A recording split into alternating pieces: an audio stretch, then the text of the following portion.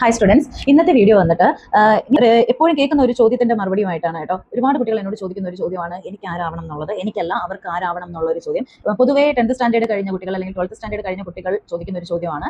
അപ്പോൾ അതിന് ഞാൻ അവരോട് ചോദിക്കുന്നത്, നിങ്ങളുടെ പാഷൻ എന്താണോ അതിനനുസരിച്ച് പഠിക്കും. പൊതുവെ എല്ലാ അധ്യാപകരും അല്ലെങ്കിൽ മാതാപിതാക്കളും തിരിച്ചു ചോദിക്കുന്ന ഒരു ചോദ്യമാണ്, എന്താവാനാണ് ഇഷ്ടം, നീ അതിനനുസരിച്ച് പഠിച്ചോളൂ. ഇന്നത്തെ തലമുറയിൽ പ്രത്യേകിച്ച് അവരുടെ തീരുമാനങ്ങൾക്ക് വില കൊടുക്കുന്ന ഒരു സമൂഹം നമുക്ക് ചുറ്റും കാണാൻ പറ്റും. എന്നാൽ എല്ലാ പേരും അങ്ങനെയല്ല.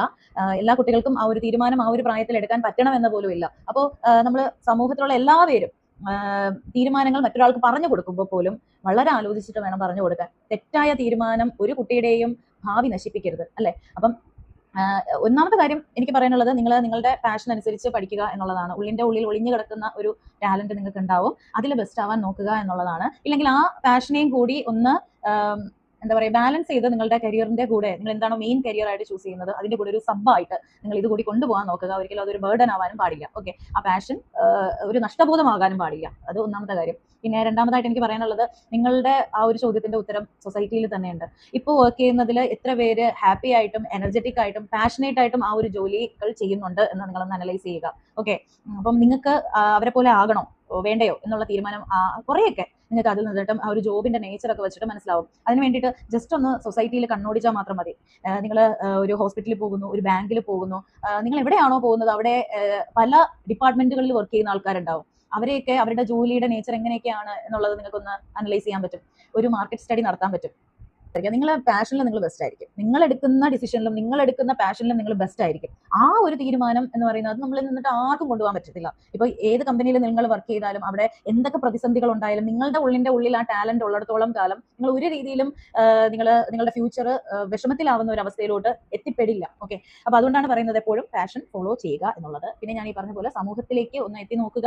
അവരുടെ ജോലികൾ എല്ലാവരോടും പോയി അവരുടെ വർക്കിനെ തടസ്സപ്പെടുത്തിക്കൊണ്ട് ചോദിക്കണം എന്നൊന്നുമില്ല. പക്ഷെ വെറുതെ ഇങ്ങനെ നോക്കിക്കൊണ്ട് നിന്നാൽ അവർ എന്തൊക്കെ ജോലികളാണ് ചെയ്യുന്നത് എന്നുള്ളത് അപ്പൊ തന്നെ ആ വർക്കിന്റെ കുറെ കാര്യങ്ങൾ നമുക്ക് പിടികിട്ടും. പാഷൻ ഉണ്ട്, നമുക്കൊരു ഡ്രീം ഉണ്ട്, പക്ഷെ അത് നമ്മൾ എക്സിക്യൂട്ട് ചെയ്യുന്നതിലാണ് കാര്യം, അത് നടപ്പിലാക്കി എടുക്കുന്നതിലാണ് കാര്യം കേട്ടോ. അല്ലെങ്കിൽ അതിന്റെ ഡ്രീം ആണെന്ന് വെറുതെ പറഞ്ഞിട്ടൊന്നും ഒരു കാര്യമില്ല. നമ്മൾ അതിൽ എത്തിപ്പെടണമെങ്കിൽ എന്തൊക്കെ ചെയ്യണം, എന്തൊക്കെ പഠിക്കണം, ഏതൊക്കെ കോളേജുകളിലാണ് അതിന്റെ കോഴ്സുകൾ ഉള്ളത് എന്നൊക്കെ പറയുന്നത്. ഇന്നത്തെ തലമുറ അതിൽ ഒരുപാട് അപ്ഡേറ്റഡ് ആണ്.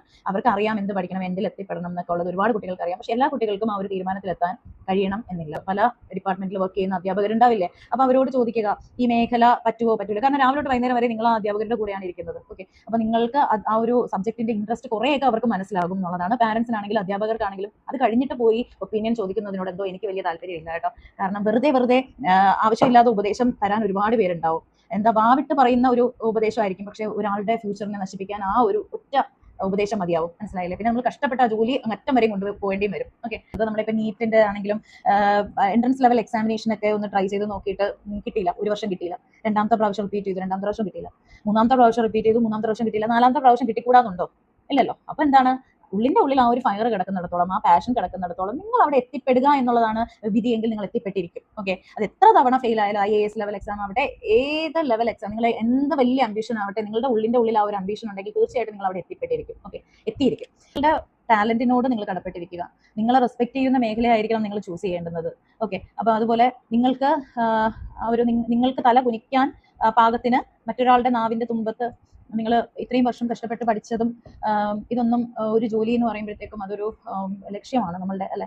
എനിക്ക് കയറുന്നതിന് മുന്നേ ആണെങ്കിലും ജോലി ചെയ്യുന്ന സമയത്താണെങ്കിലും ഒക്കെ നിങ്ങളുടെ തീരുമാനങ്ങൾ കറക്റ്റ് ഡിസിഷനിലേക്ക് എത്തുക എന്നുള്ളതാണ്.